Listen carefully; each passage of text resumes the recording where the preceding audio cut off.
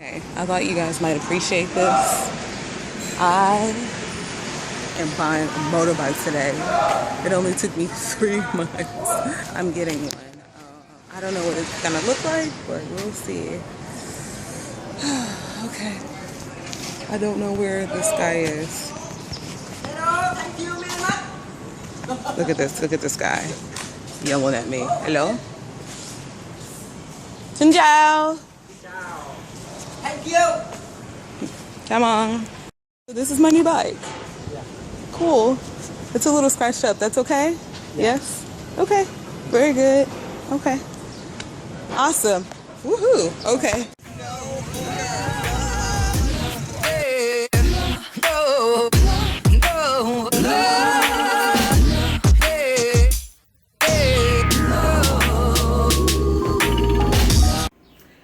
Hey guys. Okay, so it's been forever since I uploaded a video because anyway, but as you can tell from the title of this video is about my motorbike accident, and also one of the teachers that used to teach at the school with me, his motorbike accident, which he did not survive.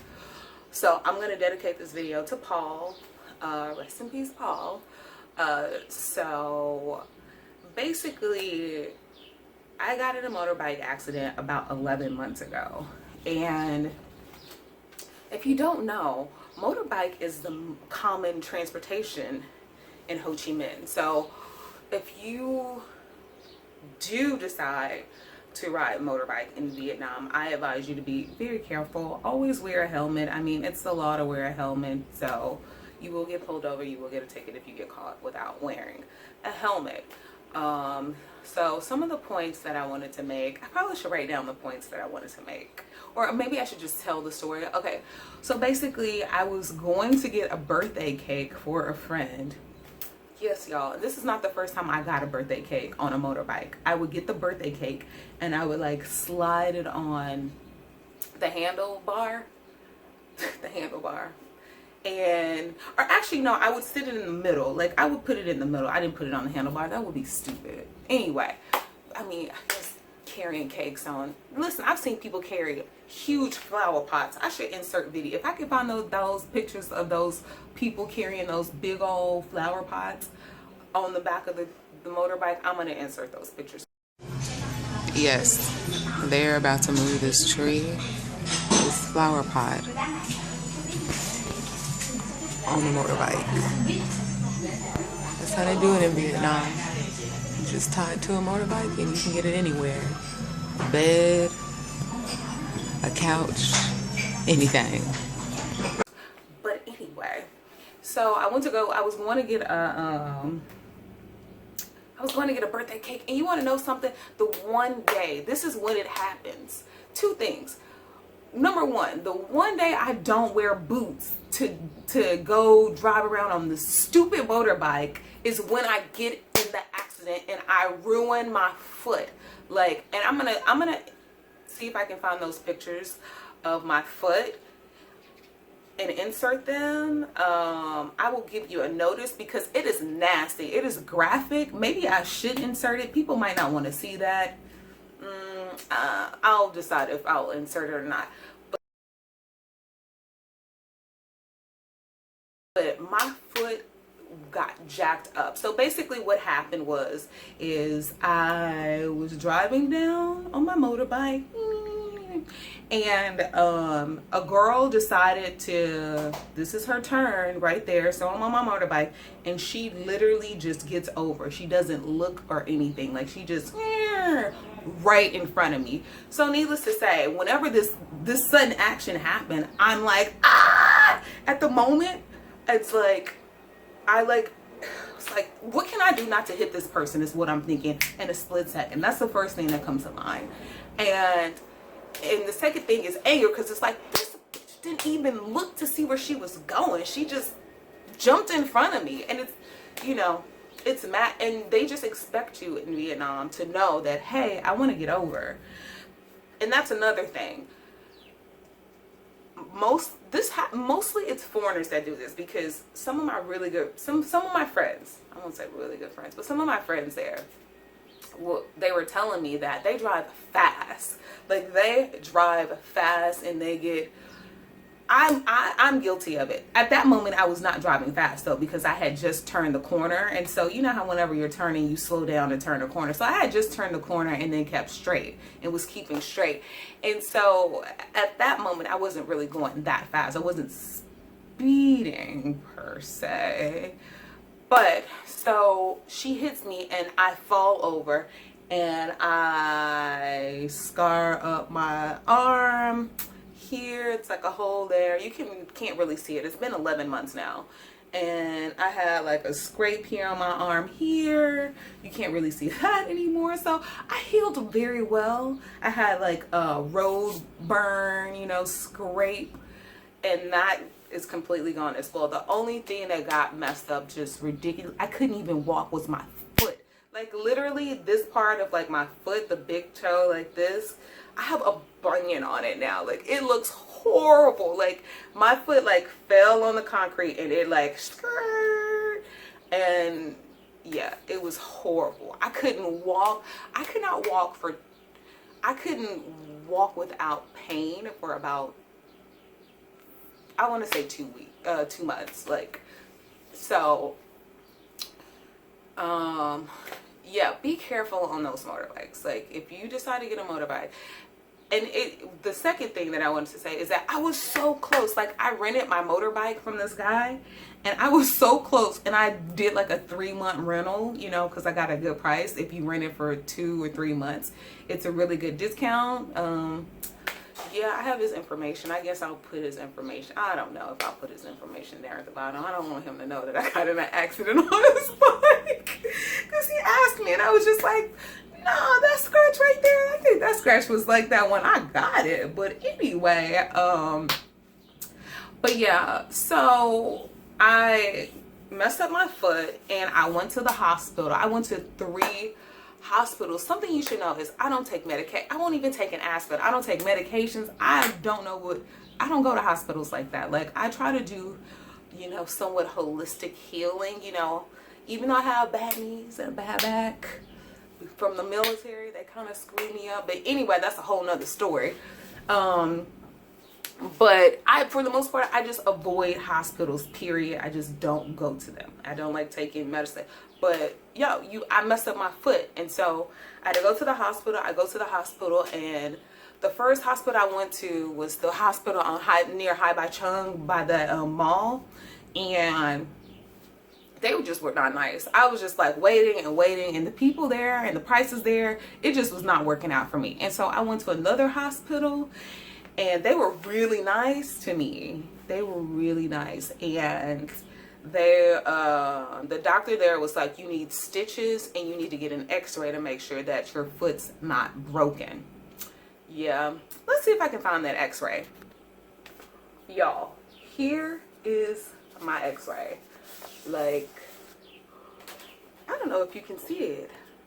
Anyway, so I got x-rays done of my foot here. The foot got a little, y'all can't see this, but y'all,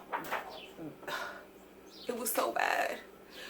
Okay, so back to the second hospital I went to. The second hospital I went to, there was like, you need x-rays and you need to get stitches. The third hospital I went to that did this here x-ray, this hospital here, Khao Chang Song, Hinang, I probably said that all wrong, but on 338 Hai Bai Chung, y'all, that hospital, I thought I was gonna die in this hospital, all from this one injury. Like, I have never seen something like this in my life. It was a person in this bed, it was a person in this bed, it was a person in that bed, and then the fourth bed was empty, and then you walk down this like aisle that has rows of chairs, and then it's a desk on this side and a desk on this side, and the doctor was sitting in a desk on this side talking to somebody. So the person back is turned, like their back is turned, and the doctor's talking to them. This person, okay, so I say something, you know, nobody in this hospital speaks English. Whew, Lord, I had to test out my Vietnamese. So I say something, and the person his back is like this, like I'm behind this person talking to him, and trying to talk to the doctor to see if he speaks English. I said something like, do you speak English? I'm sure that's probably what I said. And the doctor responded, very little, or something like that, whatever the doctor said. But the person that the doctor was talking to, he turns around and looks at me. And when he turns around, y'all, he had purple dots all over his face. I was like, no! Like, what is that? What is that? Like, oh my gosh. It's giving me, oh Lord, I just got anxiety thinking about it. So the guy with the purple dots all over his, I was just like, oh. And then I like backpedal out of that room. And then I go stand at the window at this hospital, and a girl sees me and she's just like, do you need help? You want me to translate for you? And I was like, yeah. And so I tell her, I was just like, I just left this hospital. I had a paper with the hospital's information, and I was just like, I left this hospital and they told me to come here because they couldn't do stitches. They didn't have what they needed at the second hospital I went to do stitches. And so I went there to the the third hospital to get the stitches because the second hospital couldn't do it. And I needed to get the x-ray, and they did the x-ray. So they did the x-ray, and then they took me to the girl, wait, before I go any further about this x-ray. So the girl, tells the lady at the window, hey, she needs to get an x-ray and stitches. That's what the doctor told her. And so they're like, y'all want to know how much an x-ray costs? This x-ray cost me, I think, 70 or 80,000 Vietnamese dong. Do you know how much money that is for an x-ray in US dollars? That's like $3.50 for an x-ray. Do you know how much I would pay for that here? Oh. Anyway, moving on. So she talks to the lady in Vietnamese and tells her what I need. And so I go get the x-ray. And then whenever I come back out, she's just like, I have to leave. And she's just like, because my brother, my brother's ready to go. Do y'all know who her brother was? Her brother was the purple dot person. I was just like, is your brother okay? She's like, yeah, he's fine. But she was like, but I'm worried about you. You look really pale. And I was like, you worried about me? Your brother got purple. And I was just like, I must look really bad if you worried about me, because I don't look. Anyway, so then she left, and then the doctor took me back to the room that he was in. So behind those desks is another room where they have a bed and stuff like that. And they take me into this room. Y'all, there was blood on this bed. Like, they had cut somebody. I don't know what it was. It wasn't a lot of blood, but it was blood. So I was just like, oh God. Y'all. I'm telling you, you don't want to go to a hospital, and you don't want to go to a hospital in Vietnam. You need to stay safe. You don't want to go to hospitals in Vietnam. At least not a public. This was a public hospital. Whatever this hospital is, this is a public hospital. So, yeah. So I was just, and the whole time every time he touched me, I was like, ah! And he would do something else. I'd be like, ah, what you doing? Ah, what is that? What is that? They put that brown stuff on it. The antiseptic, whatever it is. The brown stuff they put on you before you go into surgery. Like, I've seen like those surgery shows where they put like brown stuff on you. That's what it begins with a B. Anyway, they put that on me. And he was like trying to clean it out. Oh, they did a horrible job cleaning it out. And he was just like, I'm not giving you nothing because you won't stop screaming. Here, just put this on. They gave me a prescription. They gave me a prescription for some pills and some, like, you drop it in water and it's like Alka-Seltzer. That was like, yeah, pain. I guess it might have been a pain pills. One was to keep from getting an infection. They gave me some cream to keep the infection out. And then they gave me a prescription for a TD shot or a tetanus shot. That's what so they gave me a prescription for a tetanus shot. I don't get shots. I haven't had any shots in years. Like, I know going to Vietnam, I probably should have gotten shots. I didn't get shots. I don't do shots. I don't do medicine. I don't do any foreign anything coming into my body. So when he prescribed the tetanus shot, I was like, I might as well do this because I don't want to get lockjaw. If you get the tetanus, you could get lockjaw. So I was just like, let me go ahead and get this little shot because I can't be getting sick. Oh, I can't get sick in Vietnam. So anyway, I went home the next day. I took the medicine as prescribed. I mean, the medicine was written in Vietnamese, so I had to talk to my friend. I was just like, what does this prescription say? Because I have no idea. He know I can't read what he wrote on this. And so she told me what it said, and I, took it. They wrapped my foot up in this gauze, and it was the worst pain of my life. Oh, did I tell y'all whenever the girl who got in front of me, y'all want to know what she offered me? Because, people in Vietnam ain't got no insurance. They ain't got insurance. What's insurance? They don't have insurance. So you want to know what she offered me for cutting me off like that and running into me like that? She was just like, I can get you an Uber home. I don't want no Uber. Anyway, so I digress again. So I go home, take the medicine. The next day, I'm like, you know what? I need to go to a hospital because it's still hurting. I don't know if it's infected. I don't know what my prescription says. I don't know anything. I ended up going to, I think it's a Canadian-owned or a French-type, Canadian-type hospital that's in District 1. It was by my Vietnamese school. I can't remember the name. But this was a really good hospital. Let me go see if I can find that information. Okay, so this is where I went. I went to the Victoria Healthcare in Vietnam. I went to the Victoria, the one that's, yeah, near. Oh, look, they have their addresses here. So I went to, they have a new location, but I went to the one that's near Dachau. Dachau? Yeah, but anyway, so that hospital is probably the best hospital. I recommend that hospital over every hospital I went to, and I went to 4. That was the 4th one I went to. I went there to make sure that, because they spoke English. My doctor spoke English. That's very important when you have a doctor. Your Vietnamese is a little off. So I went there. She cleaned it out. She said it was getting infected, so I couldn't get stitches because then that would just enclose the infection. So she cleaned my wound.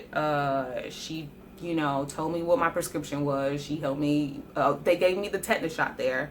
Or they gave me the tetanus shot in that vicinity at their other hospital. Anyway, and yeah, that was that. But you do not want to get in a motorbike. I've heard some horror stories, y'all. I think it's like 40. I think the statistics or something like that say that 40,000 people die a year from 40,000 people a year from motorbike accidents. You got to be careful in Vietnam. Like, that's a lot of people. So be careful. So anyway, I got in my motorbike accident on a Tuesday, and exactly 1 week after my motorbike accident, one of the teachers, actually the first teacher at my primary school that I met there in December, okay, so the lady that owns that school, she was just like, do you remember Paul? He didn't work there anymore. He had left the school, but me and Paul still stayed in contact. I remember New Year's, Paul would text me, and Paul was like, yo, we got to let's go for a beer or something. I don't drink beer, but I was like, let's go for a drink. And then he was just like, oh, I'm doing this and X, Y, and Z. And I was just like, okay, maybe next week. And then maybe next week. And then maybe next week. And then I just kept putting it off until one day, the lady that owns the school that I worked at, she says, do you remember Paul? And I'm like, yeah, I know Paul. She's just like, he died. I'm like, what? It's not the same Paul. And I'm just like, what? She's like, he got in a motorbike accident. And I was just like, and here I am with my busted up foot. Like, it was just, because I've never really it was just unbelievable, because it's like, I just talked to Paul 2 or 3 weeks ago. We were supposed to go get something to drink, and now, and it's one of those things where have you ever, somebody told you some news and you kind of don't believe it, and you like send that person a text message? I sent the message, and of course he didn't respond. But anyway, yeah, that's my motorbike story. Guys, be careful on those motorbikes. I'm telling you, you get very tempted to drive fast, especially because a lot of those people in Vietnam, they drive really slow. But be careful, guys. Be careful with your helmets, and yeah, I'll try to upload more videos. I don't even know if people watch these videos. But anyway, wait, I got 17 subscribers. So hey, go me. All right, bye guys.